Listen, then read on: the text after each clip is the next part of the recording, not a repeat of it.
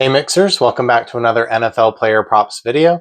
I'm getting this video out kind of late at night because I had some drama with not being able to get the BYU game tomorrow morning because it's on ABC and I have YouTube TV.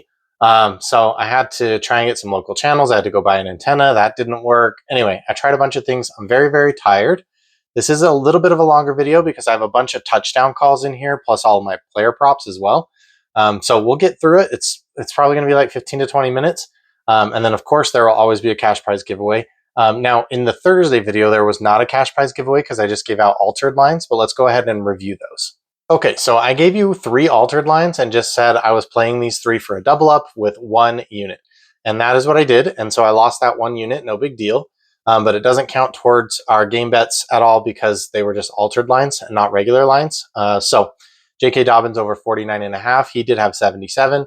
Evan Ingram over 14.5 receiving yards. He had 2 catches for 12 yards, which is annoying.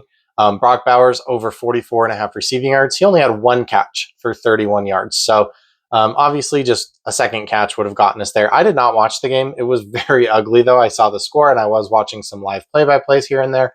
But I was hanging out with family. So yeah, I was not really watching the game and I didn't want to watch that game. I just wasn't sure what was going to happen in this game, whether it was going to be a high scoring game, a low scoring game. I really didn't think the Raiders could win. I was considering Denver minus 2.5 in a teaser, but I didn't end up getting that in before the game started. And that would have cashed. So, but I wasn't sure. I wasn't 100% sure. So I wanted to stay pretty far away from this game. So I just had 1 unit. That's it. Best bets for Sunday, though, I do have quite a few for you here. I apologize again. I did not get this out as early as I usually do. And a lot of these lines have moved. We'll talk about it. Drake May over 236.5 passing yards, though. I did give this one out on X as soon as I put it in. And that is where I will always give out my plays. Like, if I think they're going to move, I will post them on X and to make sure that some people at least can get it at the lower number. So look for those posts like on Monday, Tuesday, Wednesday, because I do give a lot of early NFL plays. Last week, I had like 5 that I gave out or 6. This week, just the 1. Now this is up to 244.5, and I think you could at least still consider it there. So let's take a look. He's over in 6 of the 9 games, and the 6 games that he was over this 235 line or 236, he was also over the 244.5 line as well. 5 out of 8 quarterbacks have been over this specific line, and 3 of those quarterbacks got over 300. Well, one was 298, and that was Michael Penix. So I think Drake May can do this. I think this is going to be a shootout. With Vita Vea on the Buccaneers, you cannot run on this Buccaneers team. And the Patriots can't run anyways. Ramondre Stevenson most likely not playing in this game is the last I heard. Plus, even with him, they've had a really tough time running the ball. So that is partially why Drake May has been so productive as a fantasy quarterback. I have him in all 3 of my fantasy leagues, even though I don't start him every week. Most weeks, though, I do. I do expect to play him this week because I think he's going to have a pretty good game. I do think that the Buccaneers are still going to win, though. All right, Michael Penix. I got this over 20.5 completions, but it is at 21.5 completions, and I rebet it at 21.5 so I could be in on it with you guys. So he's only over in 2 out of 7 games over the new 21.5 line. But 8 of 9 quarterbacks have gone over this line against the Colts. Only Tua missed this line. And that was week 1. So I think, all the other teams have been forced to throw on the Colts, and they have been able to throw on the Colts. So I think Michael Penix can also do it. He has some pretty good weapons. Mooney, he's got Pitts, who has been playing really well this year. He's got Drake London, obviously, and then Bijan Robinson. So I think he has plenty of weapons to get it done. And I think he's going to have to be taking quite a lot of throws. So yeah, I think he clears this easily. You could drop this down for like 17.5, 18.5 and just get a smaller payout for it. But I still like playing it at the 21.5, and I did play it. All right, Dalton Kincaid over 9.5 fantasy score. This is only available on Prize Picks. There's a discrepancy between scoring on Underdog and Prize Picks if you've never played fantasy scores before on these sites. So the last I saw on Underdog, it was 7.75. But this is the better price because they only play half-point PPR and Prize Picks is full-point PPR. So he's over in 5 of 7 games this year, 1 of those games with no touchdown. The other 4 games, he had a touchdown. Also, he had 17.6 against Miami already this year. So he's the one time he did go over without the touchdown was also a division game with the Patriots. So just saying he could get this through yardage alone, but it's more likely that he does need a touchdown to get over this line.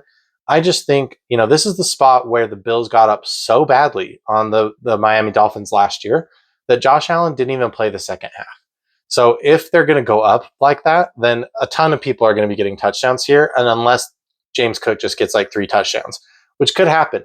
I think that James Cook for 2 touchdowns is worth a sprinkle, actually. But obviously, Josh Allen could always steal those touchdowns, and then Dalton Kincaid. So I'm betting on the fantasy score. I actually also took Dalton Kincaid as like a touchdown prop separately because the price was really good. So I'll show you that later on. Kyren Williams over 13.5 fantasy score. This is 14 now on Prize Picks, so I apologize for that. And I did not rebet the 14. I think you can still get there, though. We'll talk about it. But he's over 13.5 in 5 out of 8 games this season. All of those games he had a touchdown. But I don't think he needs a touchdown to go over this line with this team specifically. So against the 49ers, he did have 2 touchdowns, so that's 12 points. But he scored 31 points against the 49ers. So if you just like take away the 12 points from the touchdowns, then he still would have been over this line against the 49ers. He's been over in 4 out of 4 games with the 49ers over his combo yards line, and he's been over 100 in the last 4 head-to-heads. So I do think that he's going to get us 10 or 11 points just from his yardage. Plus, we're going to get the 2 to 3 points probably from the catches. And so we're looking right here at about 14 without a touchdown, in my opinion. So I think with a touchdown, he easily gets here. So I like this one a lot. Aaron Rodgers over 215.5 passing yards. I know this has gone up, but I don't remember what it was, maybe like 225.5. But he's over in 4 out of 8 games this season, so kind of a coin flip. But he's playing a little bit better on the road. So he's over in 2 out of 3 away games. Now, those were against the Jets and the Bengals, but the Chargers are kind of acting like the Jets and the Bengals right now, especially without like their all their pieces. So I think this is going to be a little bit of a higher scoring game, a little bit of a back and forth, or the Chargers just completely drop out of it. If that happens, obviously Aaron Rodgers is not going to hit this, but I think it's more of at least the Chargers are trying to stay in it, and Aaron Rodgers is going to throw. The other pivot here could be Aaron Rodgers over 1.5 pass touchdowns. I didn't look to see if that was juiced. It probably is. But if it's not, or if it's plus money, I would consider taking that. I will look at that, and I will try and put my thoughts in the pinned comment if I think it's worth taking. All right, Quentin Johnson over 21.5 receiving yards in the first 2 receptions. You guys know I love these first 2 receptions props, but I'm only taking 1 this week.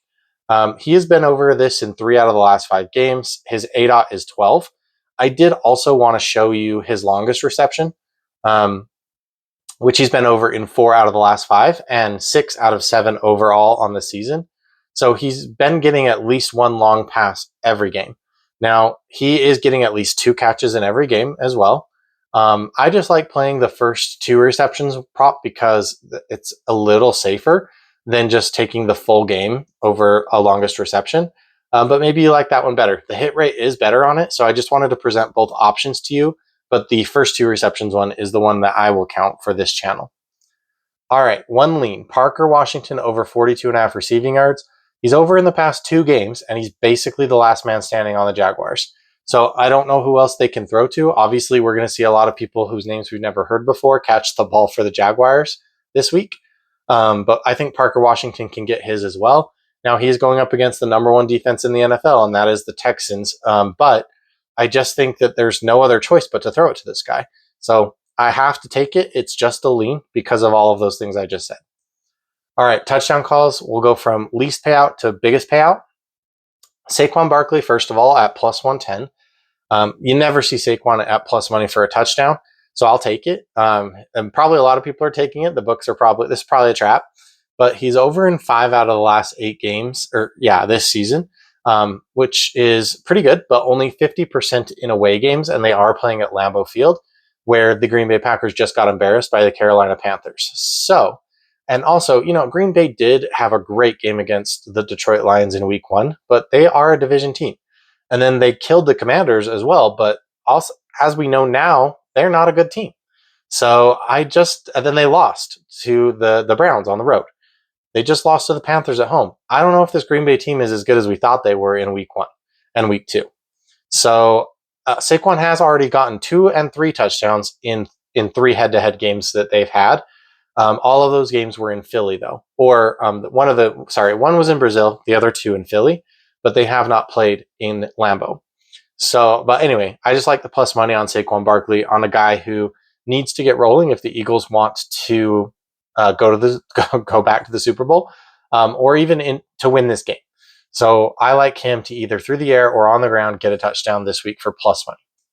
All right, Emeka Egbuka plus 110 anytime touchdown. Obviously, the Bucs have been just dealing with injury after injury after injury, re-injury, and so Emeka Egbuka has been kind of the guy who's always been healthy this year. So I like him. He's over in 4 out of 8 games this season, but he's on a 3-game drought. 7 outside wide receivers have scored against the Patriots this season. Emeka plays 73% on the outside. So I do like him to get a touchdown here. They've given a touchdown in almost every single game this year. And like I think I said this earlier when we were talking about Drake May, I expect this Patriots-Buccaneers game to be a high-scoring game. So hopefully that means lots of touchdowns.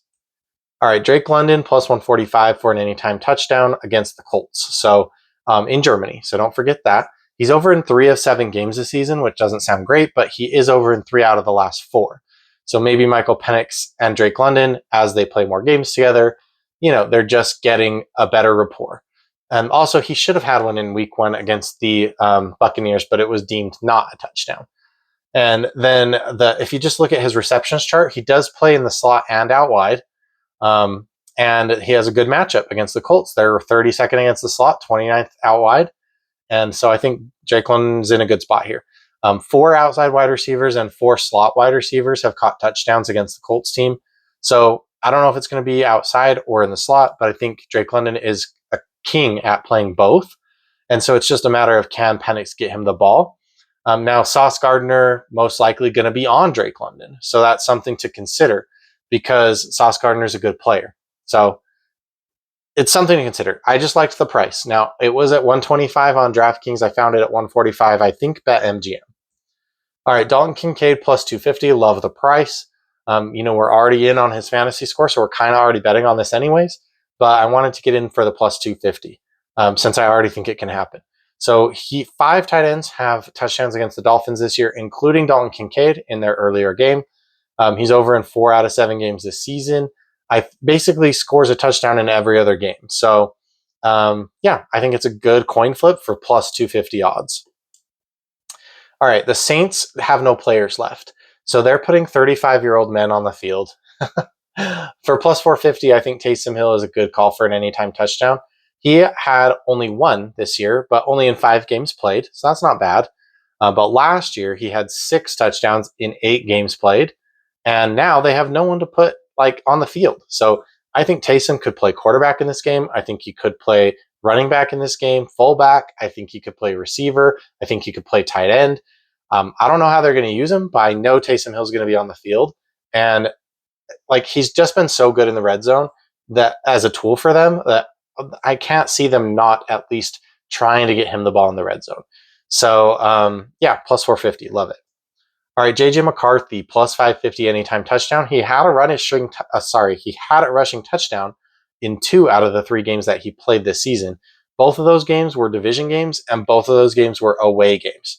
So this game, which I do think this is important, is a home game against an AFC team, which he has not faced. So he has not faced an AFC team. And this is a good AFC team, although the defense not so much. I just think that there's going to be something designed here for him. I think that he's going to take off running. He hasn't thrown for over 200 yards this year. So I just think there's so many paths to getting here. Josh Allen had 2 rushing touchdowns against the Ravens earlier this year. And I think JJ McCarthy's like a baby Josh Allen. Josh Allen couldn't really throw when he came into the league either, not very well, but he could run. And so I think we're seeing kind of the same thing with JJ McCarthy. All right, touchdown parlay for you, plus 182, Jahmyr Gibbs and Quinshon Judkins. So Gibbs on the left here, he's had a touchdown in 5 out of 7 games, which is pretty good. He did have 2 touchdowns against the Commanders in the head-to-head game, the one head-to-head game that they've played, which was the playoff game last year where they lost. And then on the right here, Quinshon Judkins has a touchdown in 3 out of 5 games where he played at least 35% of the snaps. So there were 2 games where he only played less than 35%. And he did not get a touchdown in those 2 games, by the way. So he is getting a touchdown in about, 60% of games here, which I think is pretty good. So, and now he's going up against the Jets, who suck and might be trying to lose. I think it's actually funny because the Browns and the Jets might both be trying to lose, and that might actually lead to more scoring because they don't play defense. So we'll see. We'll see what happens. All right, here are the touchdown calls if you want to screenshot those. I did a super teaser, so let's just run through it really quick. I'm going to do this every week from now on, maybe, just to be fun. This is a lottery ticket, guys. I'm not expecting this to hit. If it did that, that would be awesome. So it has 13 legs, plus 26.39, and let's go through it real quick. So Falcons, plus 14.5 at the Colts in Germany. I think that they can keep it within 2 touchdowns. The Falcons are scrappy. They're kind of like the best of the bad teams, in my opinion.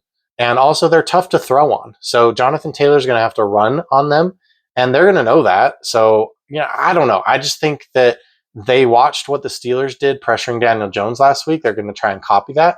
I think Raheem Morris is a good coach, and so I think they can keep it within 2 touchdowns here. Bills minus 2.5 at the Dolphins. This is, like I said, the spot where Josh Allen didn't even play in the second half last year. Dolphins they've been swept in the last 8 head-to-head games with the Bills, or 9, maybe 9 now. And so this is a bad spot for the Dolphins, and they're having a bad year. So there's no doubt in my mind that the Bills can cover this. Ravens and Vikings over 39.5. We're asking both teams to get to 20 here, but really, we're just asking the Vikings to put up like 17 maybe, and the Ravens to put up 24. I think that we can get that to happen. I think the Ravens could even go higher than that, 27, 30. So I like pulling that total down and going over. Same with the Buccaneers here and the Patriots. I'll pull it down to 39.5 and we'll go over. I think both teams get to 20. I looked for that. I looked for a prop for both teams for 20, and I couldn't find it. So I don't know if they took it down or I'm just stupid. Could be both. And then the Saints at the Panthers plus 14.5. 2 touchdowns in a division game. I know the Panthers are playing much better than the Saints, but the Saints are at the point in their season where they're just going to throw anything they want at the wall and see what sticks. So they might throw a lot of stuff that there's no tape on, like that no team has seen this year so far, and that could trip up the Panthers potentially. Bears versus Giants, I took the Bears team total down and went over 19.5. I didn't like the spreads because I don't know who's going to win this game. Now, I think the Bears are going to win the game, but I think it's possible that the Giants win the game. And I didn't like the total because it could be a low-scoring game, could be a high-scoring game. I don't know. I'm just going to trust the Bears here to get to 20 points. They've done it in every single game this year. So let's just do it again. Jaguars at Texans under 44.5, so I took that total up. Texans are the number 1 defense in the NFL, and the Jaguars are not far behind. They have played well on defense this year, and now they're going against Davis Mills, who's terrible. So I just think it's going to be tough for either team to score here. We're probably going to see like something stupid, like 9-6, and that's going to be an ugly game. I think the Jaguars win, by the way. Browns at the Jets over 30.5. This could be the one that burns me, but I said both teams might be trying to lose here, but we're just asking for 16 points on each side. I think one team, like the winning team, could get to 21 even. The other team is only going to have to put up like 4. Like what would that be? If this team puts up 21, then we only need 10 from the other team. I think that's doable. Cardinals at the Seahawks plus 14.5. Cardinals have been keeping it close with every single team this year. I don't think they've lost by more than 7. So this is a division game. Seahawks have been playing badly at home. They're clearly the better team in my opinion. But yeah, Jacoby Brissett's been playing well for the Cardinals, and they've stayed close in every single game. So I have to ride with that. Lions at the Commanders, 2.5, minus 2.5. Same thing here with the Bills and Dolphins. Lions are just going to put the hammer down on the Commanders, this bad Commanders team. They lost to the Commanders in the playoffs last year. That crushed their Super Bowl hopes. I promise you, Dan Campbell has not forgotten about that. Rams at the 49ers, plus 3.5 for the Rams. So I went through 0 on the teaser here, got the hook, and Rams 49ers games just tend to be within 3 points. So give me 3 with the hook, and I'll take the better team, which is the Rams. Steelers at the Chargers plus 10.5. I already think the Steelers are going to win outright, so I'll take the extra points there. I just don't think the Chargers are just not healthy, and I just don't think they can keep up. Eagles at the Packers. Again, I think the Eagles are going to win outright, so plus 7.5 up. Just give me the touchdown, and I will be happy with that. All right, so if this hits, I think we can turn $5 into like $150 or something like that. I think I did 10 though. I might have done $10. I'm not sure. All right, leans summary. So we talked about these already. You can take a screenshot if you want. And then these game bets here. The 4 at the bottom I already gave out. Browns on the money line when they were underdogs. Jacksonville on the money line when they were underdogs. Steelers on the money line. They're still underdogs, so you could still go get that. But I think the price has come down. And then the Eagles plus 2.5, which I actually got at plus money on Novik. So, but you could get that for an even payout. I think it might be 1.5 now on a lot of books though.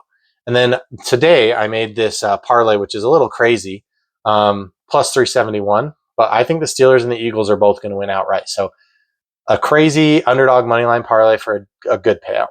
And then the best bet summary here. This is where you will choose your 2 best bets for the day for the cash prize for this video. So make sure you're subscribed, like the video, and then tell me 2 out of these 6, 1, 2, 3, 4, 5, 6. Yeah, 2 out of the 6 that you think are going to hit. And we can use the numbers that I got, except the Michael Penix one. We'll use the 21.5 because I did rebet that to be in it with you guys. So yeah, just tell me 2 out of these 6 that you think are going to hit. And if they do, you'll be in for the cash prize giveaway.